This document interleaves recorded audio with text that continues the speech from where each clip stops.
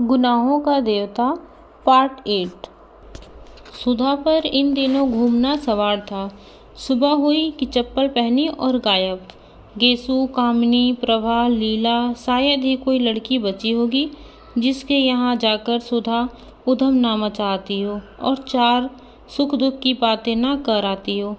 विंती को घूमना कम पसंद था। हाँ, जब कभी सुधा गेसु के यहाँ जाती थी तो विंती जरूर जाती थी। उसे सुधा की सभी मित्रों में गेसु सबसे ज़्यादा पसंद थी। डॉक्टर शुक्ला के ब्यूरो में छुट्टी हो चुकी थी, पर वे सुधा का ब्याह तय करने की कोशिश कर रहे थे, इसलिए वह बाहर भी नहीं गए थे। चंद्र 1.5 महीने तक लगातार मेहनत करने के बाद पढ़ाई लिखाई की ओर से आराम कर रहा था और उसने निश्चित कर लिया था कि अब बरसात के पहले वह किताब छुएगा नहीं। बड़े आराम के दिन काटते थे उसके। सुबह उठकर साइकिल पर गंगा नहाने जाता था और वहाँ अक्सर ठाकुर साहब से भी मुलाकात हो जाती थी। डॉक्टर शुक्ला ने भी कई दफ़े इरादा किया कि वे गंगा जी चला करें, लेकिन एक तो उनसे दिन में काम नहीं होता था, शाम को वे घूमते और सुबह उठकर किताब लिखते थे। एक दिन सुबह लिख रहे थे कि चंदर आया और उनके पैर छूकर बोला, प्रांतीय सरकार का वह पुरस्कार कल शाम को आ गया। कौन सा? वह जो उत्तर प्रांत में माता और शिशुओं की मृत्यु संख्या पर मैंने निबंध लिखा था, उसी पर। तो क्या पदक आ गया? डॉक्टर शुक्ला ने कहा। जी। अपनी जेब में से एक मखमली डिब्बा निकालकर चंदर ने दिया। पदक बहुत सुंदर था, जगमगाता हुआ स्वर्ण पदक जिसमें प्रांतीय राजमुद्रा अंकित थी। ईश्वर तुम्हें बहुत यशस्वी करे जीवन में। डॉक्टर शुक्ला ने पदक उसकी कमीज में अपने हाथों से लगा दिया। जाओ अंदर सुधा को दिखा आओ। चंदर जाने लगा तो डॉक्टर साहब ने बुलाया, अच्छा अब सुधा की शादी का इंतजाम करना है। हमसे तो कुछ होने से रहा, तुम्ही को सब करना होगा। और सुनो, जेठ दशहरा को लड़के का भाई और माँ देखने आ रही हैं और बहन भी आएंगी गांव से। अच्छा। चंदर बैठ गया कुर्सी पर और बोला, कहाँ है लड़का? क्या करता है? लड़का शाहजहांपुर में है, घर में जमींदार हैं ये लोग। लड़का MA है और अच्छे विचारों का है। उसने लिखा है कि सिर्फ 10 आदमी बारात में आएंगे, एक दिन रुकेंगे, संस्कार के बाद चले जाएंगे।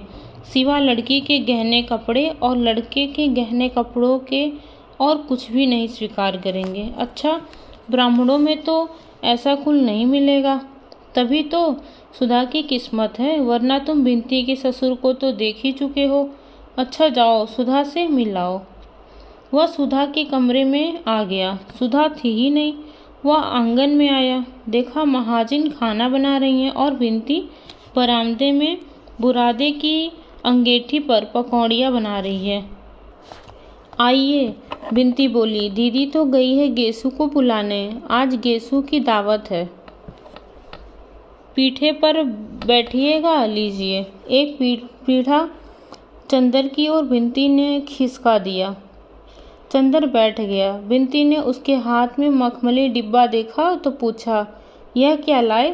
कुछ दीदी के लिए है क्या? यह तो अंगूठी मालूम पड़ती है। अंगूठी? वह क्या दाल में मिला के खाएगी? जंगली कहेगी। उसे क्या तमीज़ है अंगूठी पहनने की? हमारी दीदी के लिए ऐसी बात की तो अच्छा नहीं होगा। हाँ, उसे बिंती ने उसी तरह गर्दन टेढ़ी कर आंखें डुलाते हुए धमकाया। उन्हें नहीं अंगूठी पहननी आएगी तो क्या आपको आएगी? अब ब्याह में 16 श्रृंगार करेगी। अच्छा, दीदी कैसी लगेगी घूंघट काढ़ के? अभी तक तो सिर खोले चकई की तरह घूमती फिरती है। तुमने तो डाल ली आदत ससुराल में रहने की। चंदन ने बिंती से कहा। अरे हमारा क्या? एक गहरी सांस लेते हुए बिंती ने कहा, हम तो उसी के लिए बने थे, लेकिन सुधा दीदी को ब्याह शादी में ना फंसना पड़ता तो अच्छा था। दीदी इन सब के लिए नहीं बनी थी। आप मामा जी से कहते क्यों नहीं? चंदर ने कुछ जवाब नहीं दिया, चुपचाप बैठा हुआ सोचता रहा। बिनती भी कढ़ाई में से पकौड़ियाँ निकाल निकाल कर थाली में रखने लगी। थोड़ी देर बाद जब वह घी में पकौड़ियाँ डाल चुकी, तब भी वह वैसे ही गुमसुम बैठा सोच रहा था। क्या सोच रहे हैं आप? नहीं बताइएगा, फिर अभी हम दीदी से कह देंगे कि बैठे बैठे सोच रहे थे, बिनती बोली। क्या तुम्हारी दीदी का डर पड़ा है? चंदर ने कहा। अपने दिल से पूछिए, हमसे नहीं बन सकते आप, बिनती ने मुस्कुराकर कहा और उनके गालों में फूलों के कटोरे खिल गए। अच्छा, इस डब्बे में क्या है? कुछ प्राइवेट? नहीं जी, प्राइवेट क्या होगा, और वह भी तुमसे? सोने का मेडल मिला है मुझे एक लेख पर। और चंदर ने डिब्बा खोलकर दिखला दिया। आहा, ये तो बहुत अच्छा है, हमें दे दीजिए, बिनती बोली। तुम क्या करेगी तू? चंदर ने हंसकर पूछा। अपने आने वाले जीजा जी के लिए कान के बूंदे बनवा लेंगे, बिनती बोली। अरे हाँ, आपको एक चीज़ दिखाएंगे। क्या? यह नहीं बताते, देखिएगा तो उछल पड़िएगा। तो दिखाओ ना। अभी तो दीदी आ रही होगी, दीदी के सामने नहीं दिखाएंगे।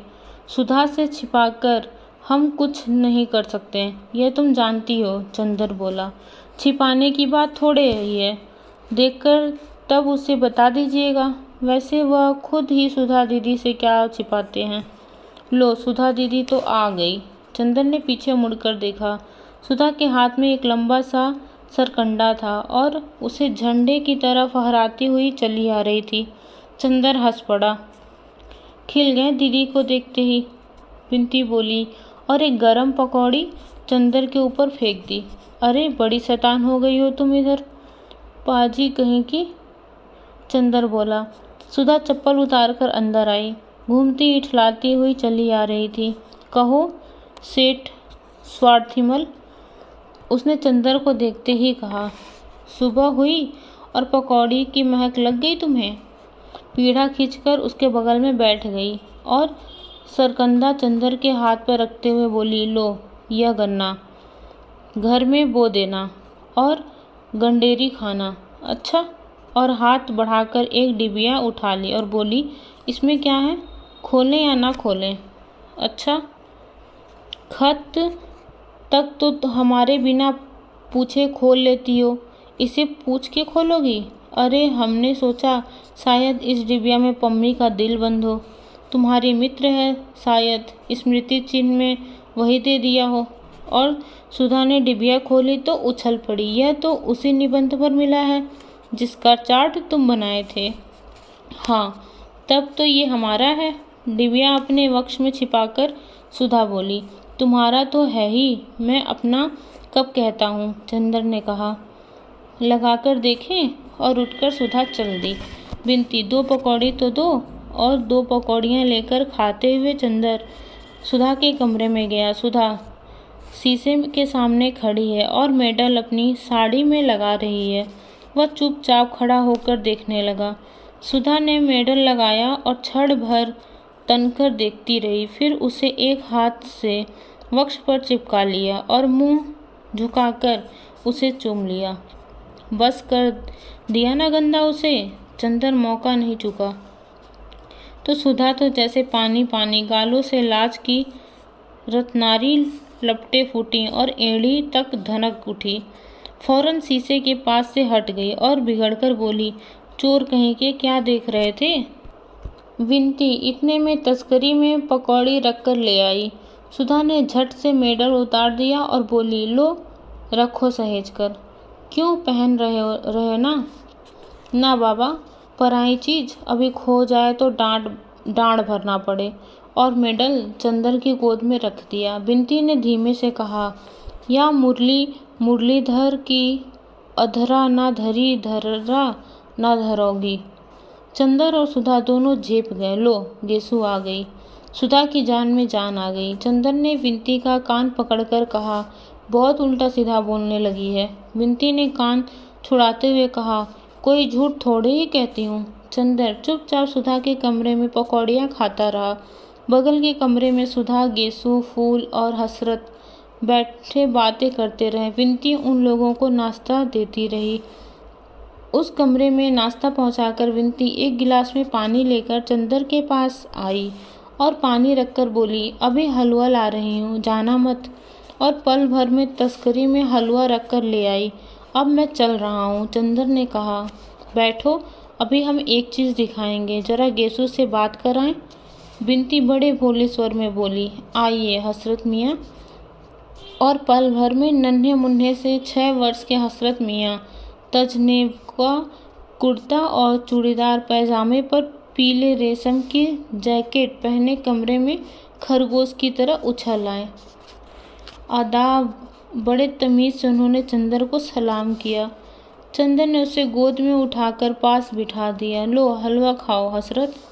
हसरत ने सिर हिला दिया और बोला, गेसु ने कहा था जाकर चंदर भाई से हमारा आदाब कहना और कुछ खाना मत, हम खाएंगे नहीं। चंदर बोला, हमारा भी नमस्ते कह दो उनसे जाकर। हसरत उठ खड़ा हुआ, हम कह आए। फिर मुड़कर बोला, आप तब तक हलवा ख़त्म कर देंगे? चंदर हंस पड़ा, नहीं, हम तुम्हारा इंतज़ार करेंगे, जाओ। हसरत सिर हिलाता हुआ चला गया। इतने में सुधा आई और बोली, गेसु की गज़ल सुनो यहाँ बैठकर। आवाज़ आ रही है ना? फूल भी आई है, इसलिए गेसु तुम्हारे सामने नहीं आएगी, वरना फूल अम्मी जान से शिकायत कर देगी। लेकिन वह तुमसे मिलने को बहुत इच्छुक है। अच्छा, यहीं से सुनना बैठे बैठे। सुधा चली गई। गेसु ने गाना शुरू किया, बहुत महीन, पतली लेकिन बेहद मीठी आवाज़ में, जिसमें कसक और नशा दोनों घुले मिले थे। चंदर एक तकिया टेककर बैठ गया और अनिद्रा सा सुनने लगा। गज़ल खत्म होते ही सुधा भागकर आई। कहो, सुन लिए ना? और उसके पीछे पीछे आया हसरत और सुधा के पैरों में लिपटकर बोला, सुधा, हम हलवा नहीं खाएंगे। सुधा हंस पड़ी, पागल कहीं का, ले खा। और उसके मुंह से हलवा ठूस दिया। हसरत को गोद में लेकर वह चंदर के पास बैठ गई और गेसु के बारे में बताने लगी। गेसु गर्मियाँ बिताने नैनीताल जा रही है। वहीं अख्तर मियाँ की अम्मी भी आएंगी और मंगनी की रस्म वहीं पूरी करेंगी। अब वो पढ़ेगी नहीं, जुलाई तक उसका निकाह हो जाएगा। कल रात की गाड़ी से जा रहे हैं ये लोग, वगैरह वगैरह। विनती बैठी बैठी गेसु और फूल से बातें करती रही। थोड़ी देर बाद सुधा उठकर चली गई। तुम जाना मत, आज खाना यहीं खाना। मैं विनती को तुम्हारे पास भेज रही हूँ, उससे बातें करते रहना। थोड़ी देर बाद विनती आई। उसके हाथ में कुछ था जिसे वह अपने आंचल में छिपाए हुई थी। आई और बोली, अब दीदी नहीं है, जल्दी से देख लीजिए। क्या है? चंदर ने ताज्जुब से पूछा। जीजाजी की फ़ोटो, विनती ने मुस्कुराकर कहा, और एक छोटी सी बहुत कलात्मक फ़ोटो चंदर के हाथ में रख दी। अरे, यह तो मिस्र है, कॉमरेड कैलाश मिश्र। और चंदर के दिमाग में बरेली की बातें, लाठीचार्ज, सभी कुछ घूम गया। चंदर के मन में इस वक्त जाने कैसा सा लग रहा था। कभी बड़ा अचरज होता, कभी एक संतोष होता। तो चलो, सुधा के भाग्य की रेखा उससे अच्छी जगह ले गई। फिर कभी सोचता कि मिश्रा इतना विचित्र स्वभाव का है, सुधा की उससे निभेगी या नहीं। फिर सोचता, नहीं, सुधा भाग्यवान है, इतना अच्छा लड़का मिलना मुश्किल था। आप इन्हें जानते हैं? विनती ने पूछा। हाँ, सुधा भी इन्हें नाम से जानती है, शक्ल से नहीं, लेकिन अच्छा लड़का है, बहुत अच्छा लड़का। चंदर ने एक गहरी सांस लेकर कहा और फिर चुप हो गया। विनती बोली, क्या सोच रहे हैं आप? कुछ नहीं। पलकों में आए थे आंसू रोककर और होठों पर मुस्कान लाने की कोशिश करते हुए बोला, मैं सोच रहा हूँ आज कितना संतोष है मुझे, कितनी खुशी है मुझे कि सुधा एक ऐसे घर जा रही है जो इतना अच्छा है, ऐसे लड़के के साथ जा रही है जो इतना ऊंचा। कहते कहते चंदर की आंखें भर आई। बिंती चंदर के पास खड़ी होकर बोली, छी चंदर बाबू, आपकी आंखों में आंसू, यह तो अच्छा नहीं लगता। जितनी पवित्रता और ऊंचाई से आपने सुधा के साथ निवाह किया है, यह तो शायद देवता भी नहीं कर पाते। और दीदी ने आपको जैसा निश्चल प्यार दिया, आपको पाकर तो आदमी स्वर्ग से भी ऊंचा उठ जाता, फौलाद से भी ज़्यादा ताकतवर हो जाता। फिर आज इतने शुभ अवसर पर आप में कमजोरी कहाँ से? हमें तो बड़ी शर्म लग रही है। आज तक दीदी तो दूर, हम तक को आप पर गर्व था। अच्छा, मैं फ़ोटो रख तो आऊँ, वरना दीदी आ जाएगी। बिंती ने फ़ोटो ली और चली गई। बिंती जब लौटी तो चंदर स्वस्थ था। बिंती की ओर क्षण भर चंदर ने देखा और कहा, मैं इसीलिए नहीं रोया था बिंती, मुझे यह लगा कि यहाँ कैसा लगेगा। खैर जाने दो, एक दिन तो ऐसा होता ही है ना, सहना पड़ेगा। बिंती बोली, हाँ सो तो है। अच्छा बिंती, सुधा ने यह फ़ोटो देखी है? चंदन ने पूछा। अभी नहीं, असल में मामा जी ने मुझसे कहा था कि यह फ़ोटो दिखा दे सुधा को, लेकिन मेरी हिम्मत नहीं पड़ी। मैंने उनसे कह दिया कि चंदर आएंगे तो दिखा देंगे, आप जब ठीक समझें तो दिखा दें। जेठ दशहरा अगले ही मंगल को है।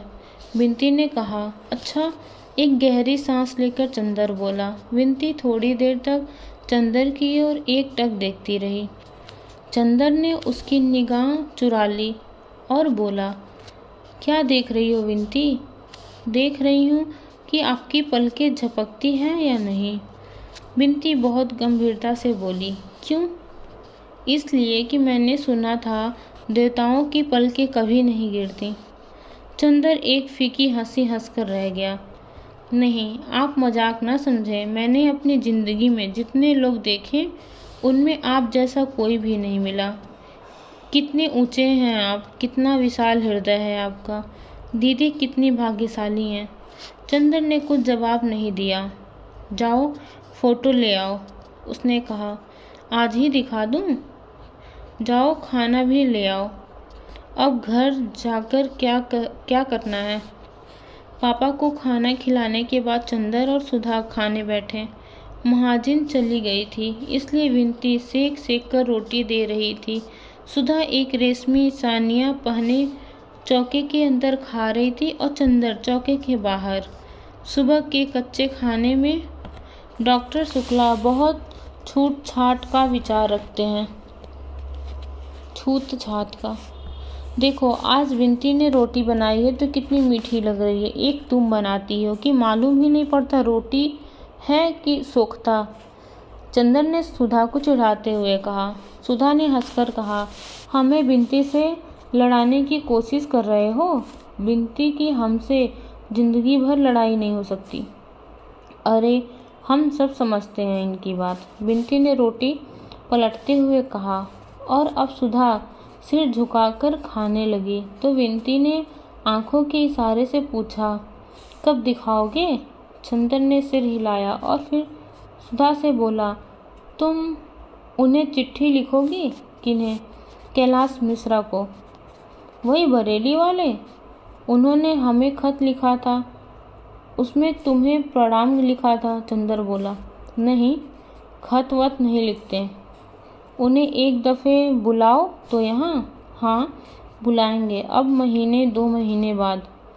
तब तुमसे खूब परिचय करा देंगे और तुम्हें उनकी पार्टी में भी भर्ती करा देंगे। चंदर ने कहा, क्या? हम मजाक नहीं करते, हम सचमुच समाजवादी दल से शामिल होंगे। सुधा बोली, अब हम सोचते हैं कुछ काम करना चाहिए। बहुत खेल कूद लिए, बचपन निभा लिए। उन्होंने अपना चित्र भेजा है, देखोगी? चंदर ने जेब में हाथ डालते हुए पूछा। कहाँ? सुधा ने बहुत उत्सुकता से पूछा। निकालो देखें।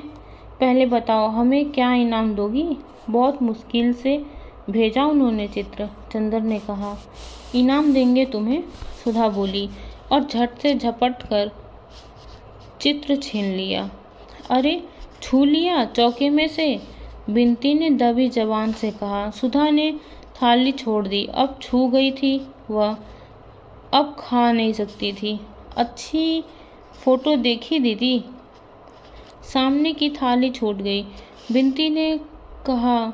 सुधा ने हाथ धोकर आंचल के छोर से पकड़कर फोटो देखी और बोली, चंदर सचमुच देखो, कितने अच्छे लग रहे हैं, कितना तेज है चेहरे पर, और माथा तो देखो कितना ऊंचा है। सुधा फोटो देखती हुई बोली, अच्छी लगी फोटो, पसंद है? चंदर ने बहुत गंभीरता से पूछा। हाँ हाँ, और समाजवादियों की तरह नहीं लगते ये, सुधा बोली।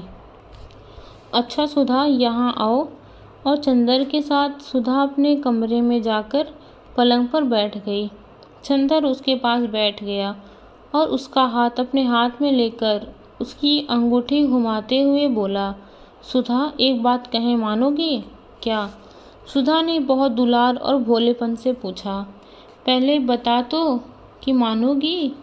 चंदर ने उसकी अंगूठी की ओर एक टक देखते हुए कहा। फिर हमने कभी कोई बात तुम्हारी टाली है? क्या बात है? तुम मानोगी चाहे कुछ भी कहो? चंदर ने पूछा। हाँ हाँ, कह तो दिया। अब कौन सी तुम्हारी ऐसी बात है जो तुम्हारी सुधा नहीं मान सकती? आंखों में, वाणी में, अंग अंग में सुधा के आत्मसमर्पण झलक रहा था। फिर अपनी बात पर कायम रहना। सुधा देखो, उसने सुधा की उंगलियां अपनी पलकों से लगाते हुए कहा। सुधी मेरी, तुम उस लड़के से ब्याह कर लो। क्या? सुधा चोट खाई नागिन की तरह तड़प उठी। इस लड़के से? यही शक्ल है इसकी हमसे ब्याह करने की? चंदर, हम ऐसा मजाक नापसंद करते हैं, समझे कि नहीं? इसलिए बड़े प्यार से बुला लाए, बड़ा दुलार कर रहे थे। तुम अभी वादा कर चुकी हो, चंदर ने बहुत अजीजी से कहा। वादा कैसा?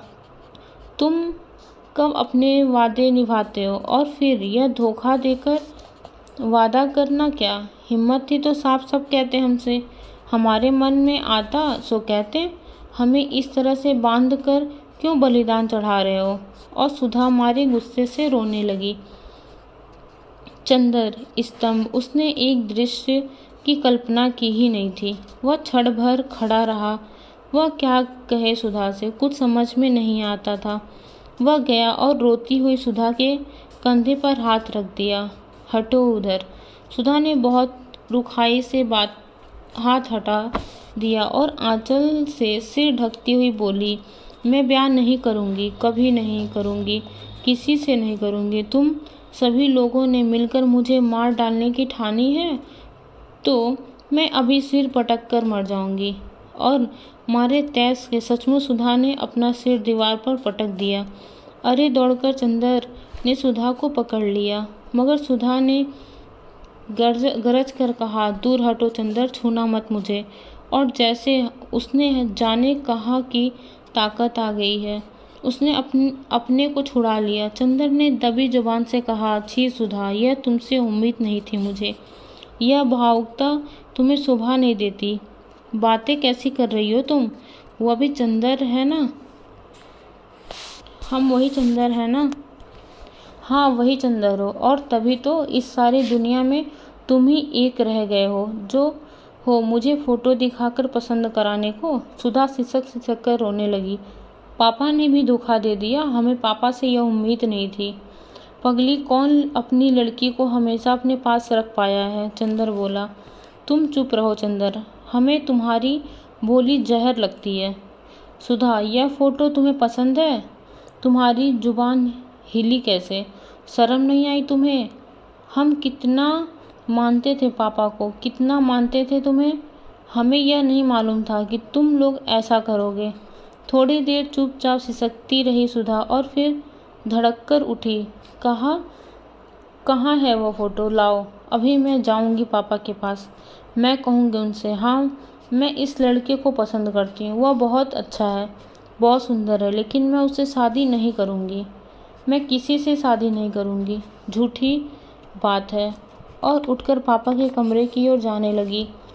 खबरदार जो कदम बढ़ाया, चंदन ने डांट कर कहा। बैठो इधर। मैं नहीं रुकूंगी, सुधा ने अकड़ कर कहा। नहीं रुकूंगी, नहीं रुकूंगी। और चंदर का हाथ तैस में उठा और एक भरपूर तमाचा सुधा के गाल पर पड़ा। सुधा के गाल पर नीली उंगलियां उपट गईं। वह स्तंभ जैसे पत्थर बन गई हो। आंखों में आंसू जम गए, पलकों में निगाहें जम गईं, होठों में आवाज़ें जम गईं और सीने में सिसकियां जम गईं। चंदन ने एक बार सुधा की ओर देखा और कुर्सी पर जैसे गिर पड़ा और सिर पटक कर बैठ गया। सुधा कुर्सी के पास जमीन पर बैठ गई, चंदर के घुटनों पर सिर रख दिया। बड़ी भारी आवाज़ में बोली, चंदर देखें तुम्हारे हाथ में चोट तो नहीं आई? चंदर ने सुधा की ओर देखा, एक ऐसी निगाह से जिसमें कब्र मुंह फाड़कर जमुआई ले रही थी। सुधा एकाएक फिर सिसक पड़ी और चंदर के पैरों पर सिर रखकर बोली, चंदर सचमुच मुझे अपने आश्रय से निकालकर ही मानोगे? चंदर मजाक की बात दूसरी है, जिंदगी में तो दुश्मनी मत निकाला करो। चंदर एक गहरी सांस लेकर चुप हो गया और सिर थामकर बैठ गया। 5 मिनट बीत गए। कमरे में सन्नाटा, गहन खामोशी। सुधा चंदर के पाँवों को छाती से चिपकाए सुनी सुनी निगाहों से जाने कुछ देख रही थी। दीवारों के पार, दिशाओं के पार, क्षितिजों के परे दीवार पर घड़ी चल रही थी, टिक टिक। चंदर ने सिर उठाया और कहा, सुधा हमारी तरफ देखो। सुधा ने सिर ऊपर उठाया।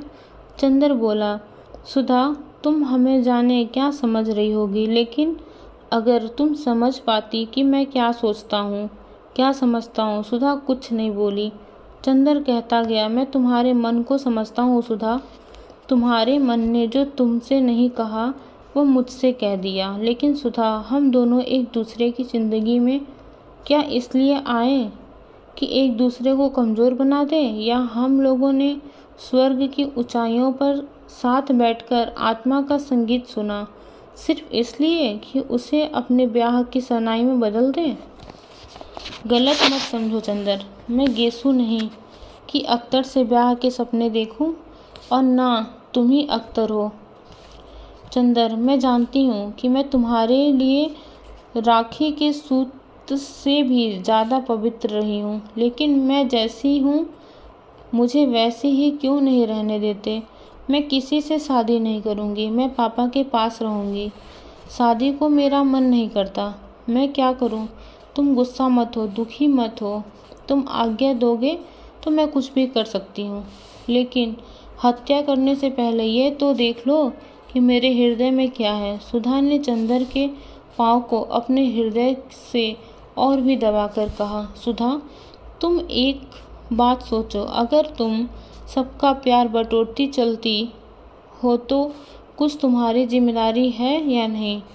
पापा ने आज तक तुम्हें किस तरह पाला, अब क्या तुम्हारा यह फर्ज है कि तुम उनकी बात को ठुकराओ? और एक बात और सोचो, हम पर कुछ विश्वास करके ही उन्होंने कहा है मैं तुमसे फ़ोटो पसंद कराऊं। अगर अब तुम इनकार कर देती हो तो एक तरफ पापा तो तुमसे धक्का पहुंचेगा, दूसरी ओर मेरे प्रति उनके विश्वास को कितनी चोट लगेगी। हम उन्हें क्या मुंह दिखाने लायक रहेंगे भला? तो तुम क्या चाहती हो? महज अपनी थोड़ी सी भावुकता के पीछे तुम सभी को जिंदगी चौपट कराने के लिए तैयार हो? यह तुम्हें शोभा नहीं देता है। क्या कहेंगे पापा कि चंदर ने अभी तक तुम्हें यह सिखाया था? हमें लोग क्या कहेंगे बताओ? आज तुम शादी ना करो, उसके बाद पापा हमेशा के लिए दुखी रहा करें और दुनिया हमें कहा करे, तब तुम्हें अच्छा लगेगा? नहीं, सुधा ने भर्राए हुए गले से कहा।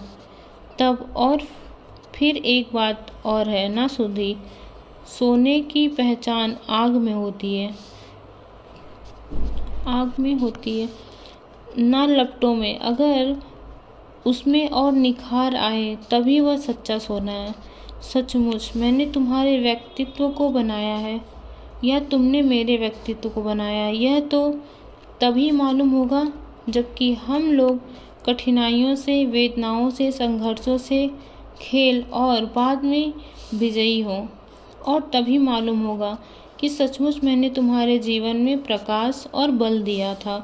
अगर सदा तुम मेरी बाहों की सीमा में रही और मैं तुम्हारी पलकों की छाँव में रहा और बाहर के संघर्ष से हम लोग डरते रहें तो कायरता है, और मुझे अच्छा लगेगा कि दुनिया कहे कि मेरी सुधा जिस पर मुझे नाच था वह कायर है। बोलो, तुम कायर कहलाना पसंद करोगी? हाँ, सुधा ने फिर चंदर के घुटनों में मुंह छिपा लिया। क्या? यह तो सुधा ने के मुंह से सुन रहा हूँ। छी पगली, अभी तक मेरी निगाहों में मेरे प्राणों में अमृत भरा है और मेरी सांसों ने तेरे पंखों में तूफानों की तेजी। और तुम्हें तो आज खुश होना चाहिए कि अब सामने जो रास्ता है उसमें हम लोगों को यह सिद्ध करने का अवसर मिलेगा कि सचमुच हम लोगों ने एक दूसरे को ऊंचाई और पवित्रता दी है। मैंने आज तक तुम्हारी सहायता पर विश्वास किया था, आज क्या तुम मेरा विश्वास तोड़ दोगी?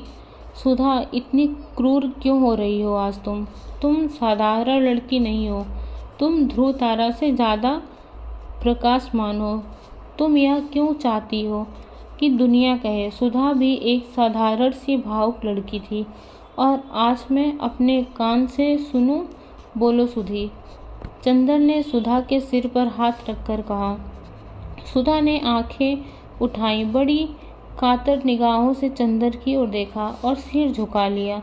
सुधा के सिर पर हाथ फेरते हुए चंदर बोला, सुधा, मैं जानता हूँ मैं तुम पर शायद बहुत सख्ती कर रहा हूँ, लेकिन तुम्हारे सिवा और कौन है मेरा? बताओ, तुम्ही पर अपना अधिकार भी आजमा सकता हूँ। विश्वास करो मुझ पर सुधा। जीवन में अलगाव, दूरी, दुख और पीड़ा आदमी को महान बना सकती है। भावुकता और सुख हमें ऊंचे नहीं उठाते। बताओ सुधा, तुम्हें क्या पसंद है? मैं ऊंचा उठूं तुम्हारे विश्वास के सहारे, तुम ऊंची उठो मेरे विश्वास के सहारे। इससे अच्छा और क्या है सुधा? चाहो तो मेरे जीवन को एक पवित्र साधन बना दो, चाहो तो एक छिछली अनुभूति। सुधा ने एक गहरी सांस ली, क्षण भर घड़ी की ओर देखा और बोली, इतनी जल्दी क्या है अभी चंदर? तुम जो कहोगे मैं कर लूँगी। और फिर वह सिसकने लगी, लेकिन इतनी जल्दी क्या है? अभी मुझे पढ़ लेने दो। नहीं, इतना अच्छा लड़का फिर मिलेगा नहीं, और इस लड़के के साथ तुम वहाँ पढ़ भी सकती हो। मैं जानता हूँ उसे, वह देवताओं सा निश्चल है। बोलो, मैं पापा से कह दूँ कि तुम्हें पसंद है? सुधा कुछ नहीं बोली। मौन का मतलब हाँ है ना? चंदर ने पूछा। सुधा ने कुछ नहीं कहा, झुककर चंदर के पैरों को अपने होठों से छू लिया और पलकों से 2 आंसू चू पड़े। चंदर ने सुधा को उठा लिया और उसके माथे पर हाथ रखकर कहा, ईश्वर तुम्हारी आत्मा को सदा ऊंचा बनाएगा सुधा। उसने एक गहरी सांस लेकर कहा, मुझे तुम पर गर्व है, और फोटो उठाकर बाहर चलने लगा। कहाँ जा रहे हो? जाओ मत। सुधा ने उनका कुर्ता पकड़कर बड़ी आजीजी से कहा, मेरे पास रहो, तबीयत घबराती है। चंदर पलंग पर बैठ गया। सुधा तकिए पर सिर रखकर लेट गई और फटी फटी पथराई आंखों से जाने क्या देखने लगी। चंदर भी चुप था, बिल्कुल खामोश। कमरे में सिर्फ घड़ी चल रही थी, टिक टिक। थोड़ी देर बाद सुधा ने चंदर के पैरों को अपने तकिए के पास खींच लिया और उसके तलुओं पर होठ रखकर उसमें मुंह छिपाकर चुपचाप लेटी रही। विंती आई, सीधा हिली भी नहीं। चंदर ने देखा वह सो गई थी। विंती ने फोटो उठाकर इशारे से पूछा, मंजूर? हाँ। विंती ने बजाय खुश होने के चंदर की ओर देखकर सिर झुका लिया और चली गई। सुधा सो रही थी और चंदर के तलुओं में उसकी नरम क्वारी सांसें गूंज रही थी। चंदर बैठा रहा चुपचाप। उसकी हिम्मत ना पड़ी कि वह हिले और सुधा की नींद तोड़ दे। थोड़ी देर बाद सुधा ने करवट बदली तो वह उठकर आंगन के सोफे पर जाकर लेट रहा और जाने क्या सोचता रहा। जब उठा तो देखा धूप ढल गई है। और सुधा उसके सिरहाने बैठी उसे पंखा झल रही है। उसने सुधा की ओर एक अपराधी जैसी कातर निगाहों से देखा और सुधा ने बहुत दर्द से आंखें फेर ली और ऊंचाइयों पर आखिरी सांसें लेती हुई मरणासन धूप की ओर देखने लगी।